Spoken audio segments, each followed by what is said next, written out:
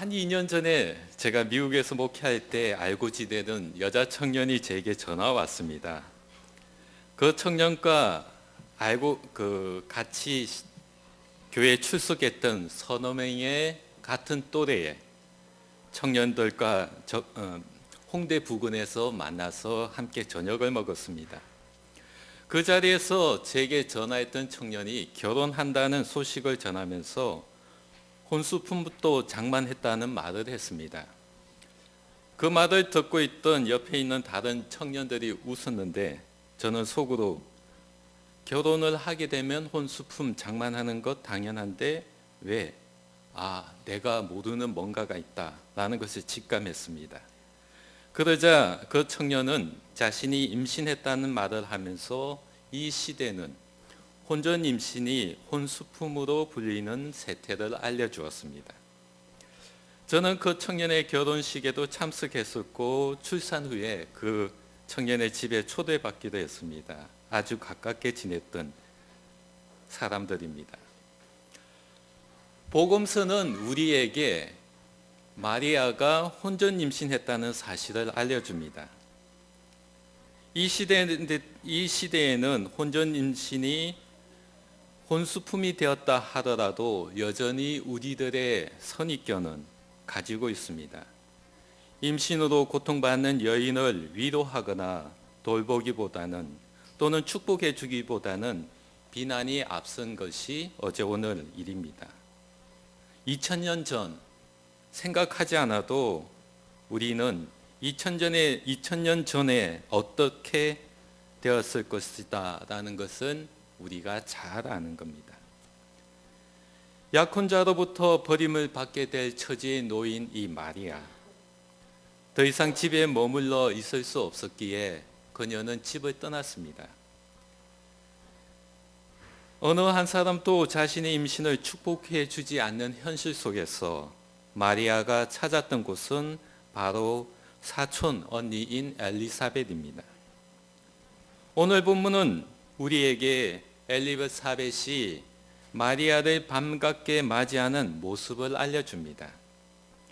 엘리사벳은 성령이 충만하여 다음과 같은 노래를 부릅니다. 그대는 여자 가운데 참으로 복되고 그 뱃속의 아이도 복되다. 내 주님의 어머니가 나를 찾아오다니 이 큰 복이 어찌 된 일일까. 그대의 문안하는 소리가 내 귀에 들리는 순간 내 뱃속의 아이가 마냥 기뻐서 어린 양처럼 뛰어놀았다. 하나님께서 하신 말씀을 듣고 그 말씀대로 다 이루어질 것을 믿는 여자는 복되다. 엘리사벳은 이렇게 마리아의 임신을 축복해 주었습니다. 마리아는 석 달 동안 이 엘리사벳과 함께 지내게 됩니다. 비난의 대상이었던 임신으로부터 태어난 한 아이, 여러분은 그를 예수라 부릅니다. 하나님은 엘리사벳을 통해서 여자 가운데 복되며 태어날 아이도 복되다는 말을 전합니다. 마리아는 하나님의 아들의 어머니가 되는 축복을 가지게 되었습니다. 임신을 일한 마리아의 슬픔은 세상의 기쁨으로 성화되었습니다. 비난의 대상이던 마리아 임신은 세상에 희망을 가져다주는 하나님의 약속을 알리는 디딤돌이 되었습니다. 마리아의 아들 없이 구속받는 자 하나도 있을 수 없습니다.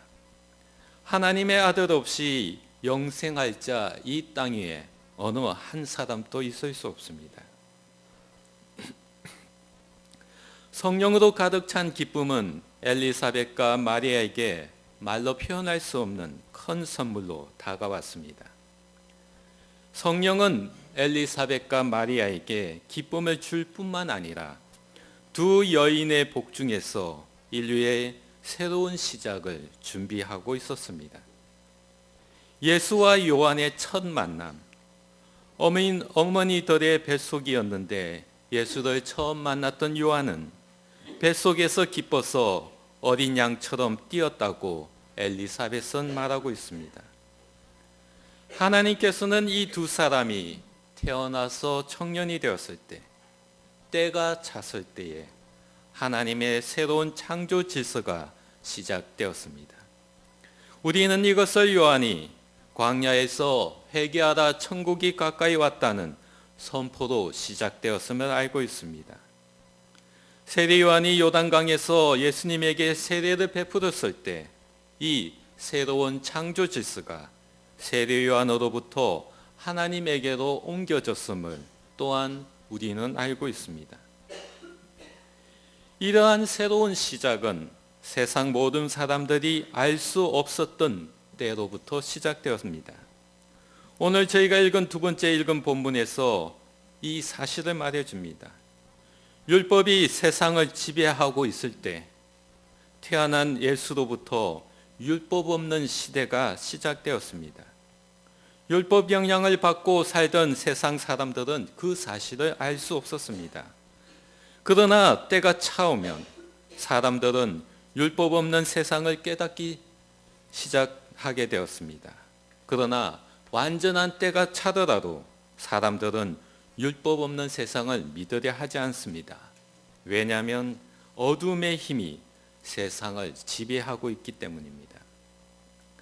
우리는 빛과 어둠, 분리된 개체로 여깁니다.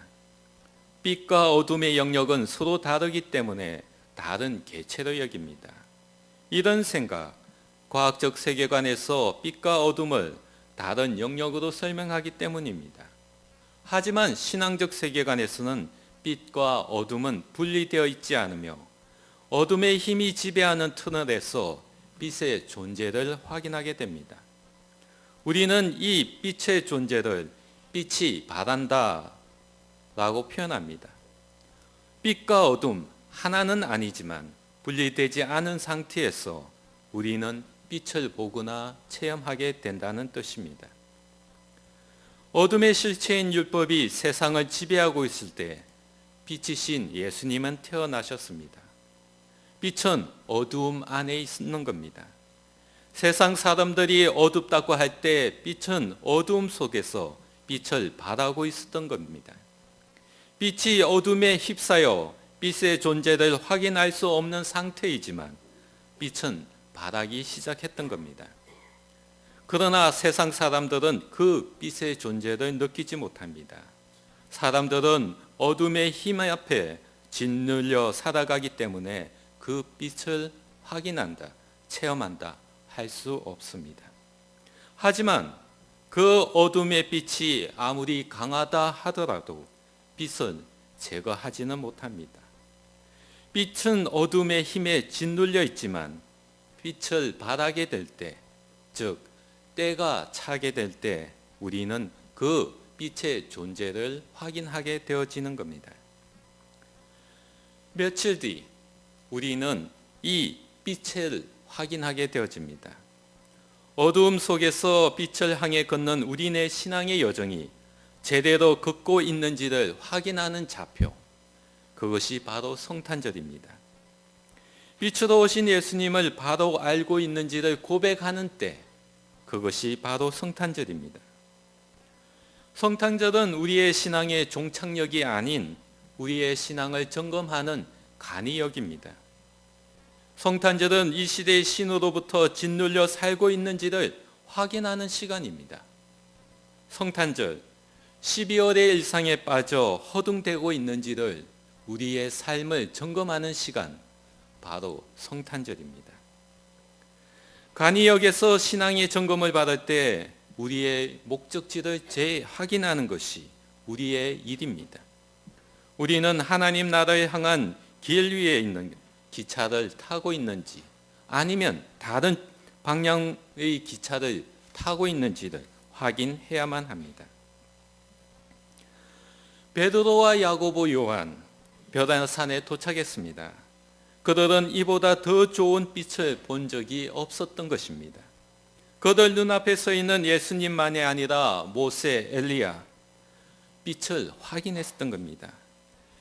예수님의 얼굴, 순정 100%의 금보다 더 빛났습니다. 입고 있던 옷이 휘어져 눈부시게 되는 광경 또한 보았습니다. 정말 그 빛 자체이었던 것입니다. 그래서 그들은 이 순간이 영원히 계속되기를 원했습니다. 하지만 그들은 때가 찬 그 순간 어둠의 힘이 그들을 지배하고 있다는 사실을 깨닫지 못했습니다. 그러기에 그들은 초막셋을 짓고자 예수님에게 말씀드렸습니다. 그 순간 어둠의 구름이 그들을 덮치고 맙니다. 그 구름 속에서 하나님은 이 세 사람 베드로, 야고보, 요한에게 내가 택한 아들의 말을 따르라는 말씀을 하십니다. 빛으로 오신 예수님은 이 세상의 어둠과 죽음의 위협을 기꺼이 수용하시고 끌어안았습니다. 예수님은 우리를 받아주시면서 우리 안에 있는 선함뿐만 아니라 우리 안의 어둠마저도 기꺼이 끌어안으셨습니다. 그리고 우리를 새롭게 해주시는 분이 되었던 것입니다. 빛이신 예수님을 에워싸고 시시각각 달려드는 어둠의 힘들, 베드로와 요한, 야고보는 그것을 보지 못했습니다. 오로지 그들이 보았던 것은 화려한 빛뿐이었습니다. 저는 이런 화려한 빛을 막연하다라고 표현하면서 이 시대의 신을 따르는 삶에서 벌어지는 결과들, 12월의 일상에 허둥대는 삶으로 정의하고자 합니다. 우리는 비어있는 시간에 좋은 일이 일어날 것이라 기대하며 살아가고 있습니다. 내일에는 좋은 일이 있을 거야. 내년에는 더 큰 일들로 행복과 기쁨을 얻게 될 거야. 이런 기대는 간절히 바라는 마음에서 생겨나는 것이지만 현실에서는 막연함에 지나지 않습니다. 막연하다고 말하는 이유는 그 기대 속에는 때가 차지 않았기 때문입니다. 채워지는 시간이 충족될 때, 기다림의 시간이 가득 차서 더 이상 기다릴 틈이 없게 될 때, 그런 기대는 현실에서 이루어집니다. 채워지는 때가 없을 경우 막연하게 내일은 좋은 일이 있을 거야. 내년에는 더 큰 일로 우리가 행복하고 기뻐하게 될 거야. 라는 표현을 하게 됩니다. 이와 같은 표현은 한 해가 지나가면서 새로운 한 해가 다가오면서 나누는 덕담 다르지 않습니다. 덕담을 나눌 때 우리의 기분은 좋지만은 그 덕담의 내용이 현실 속에서 이루어질 것이다. 우리는 생각하지도 않으며 기대하지도 않습니다. 그런 말은 거저 덕담으로 나누는 거야 라고 생각할 뿐입니다. 기대하지도 않고 거저 덕담으로 나누는 이런 빈말을 소중히 여긴다면 그 사람은 어리석은 사람이 될 것입니다. 성탄절 우리는 이와 같은 덕담을 나눕니다. 메리 크리스마스, 주님이 오심을 기뻐합시다. 땅에는 평화요, 하늘에는 영광이다. 이와 같은 덕담을 나누며 이 크리스마스 시즌을 우리는 보내게 됩니다. 더불어 우리는 선물을 주고 받으면서 이 같은 덕담을 나누면서 기뻐하고 즐거워합니다. 이런 모습들 나쁘지는 않지만 정말 우리들이 기억해야만 하는 한 가지를 잊어버리고 말았습니다. 때가 차면 하늘과 땅에 있는 모든 것들이 그리스도 안에서 하나가 된다는 사실, 이것을 우리는 잊어버리고 말았습니다. 예수님께서 이 땅에 오신 것은 하나님의 때가 차서 오셨습니다. 거저 준비도 없이 아무렇게 오신 것이 아니라는 겁니다. 마리아가 예수님을 임신했을 때 세상의 어둠의 세력들은 그 사실을 인정하려 하지 않고 비난했습니다. 세상 사람들이 마리아의 임신을 비난했을 때 복중의 아이를 환영하는 일이 일어나게 되었던 겁니다. 엘리사벳은 자신의 배 안에 있는 세례 요한이 예수님을 보고서 마냥 기뻐서 어린 양처럼 뛰어놀았다, 우리에게 말해주고 있는 겁니다. 세례 요한, 그는 어둠 속에서 빛이신 예수님을 보았습니다. 요단강에서 예수님에게 세례를 베푸는 것도 하나님을 바로잡는 역사가 바로 지금 이 세례 속에서 하나로 모아지고 있다는 사실을 알았기 때문에 그는 예수님에게 세례를 베풀었습니다. 어둠 속에서 빛을 보았던 세례 요한은 때가 차서 하나님의 새로운 창조 질서가 시작되었다는 것을 우리에게 선포했던 겁니다. 때가 차서 발하는 빛 앞에 세례 요한은 한치의 의심이나 허투루짐 없이 빛을 세상 모든 사람들에게 알려주었던 것입니다. 때가 차서 발하는 빛, 그것이 바로 하나님이 바로잡는 이 세상의 질서입니다. 예수님의 탄생도 그때였고, 예수님께서 세례를 받을 때, 십자가에 죽으셨을 때, 부활하신 때, 성천하신 때 바로 하나님의 창조 질서가 이루어지는 순간이었습니다. 우리는 기다림이 다하여 채워지는 때를 기억하는 사람들입니다. 지난날 그 역사가 어떻게 되었는지를 기억하는 사람들이며 우리들 삶 속에서 이루어지고 있다는 것을 증명하는 자들이며 앞으로 이와 같은 일들이 일어날 것이다 기대하는 자들이 바로 우리들입니다. 마리아 아들 없이 구속받는 자 하나도 없다는 사실을 우리는 잘 알고 있습니다. 하나님의 아들 없이 영생을 얻는 자 하나도 없다는 것을 우리는 잘 알고 있습니다. 이것이 예수가 우리에게 오신 이유입니다. 며칠 뒤이면 우리는 그 때가 우리 안에서 채워지고 있음을 확인해야 합니다. 세상 사람들은 이 시대의 신을 따라 12월의 일상을 즐기고 있습니다. 화려한 네온사인 아래 서 있기를 원합니다.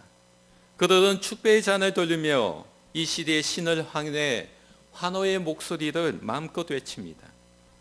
보신각 종이 울려 퍼지는 그 자리에 무수히 많은 사람들이 모여서 12월의 일상의 마지막을 보내기도 합니다.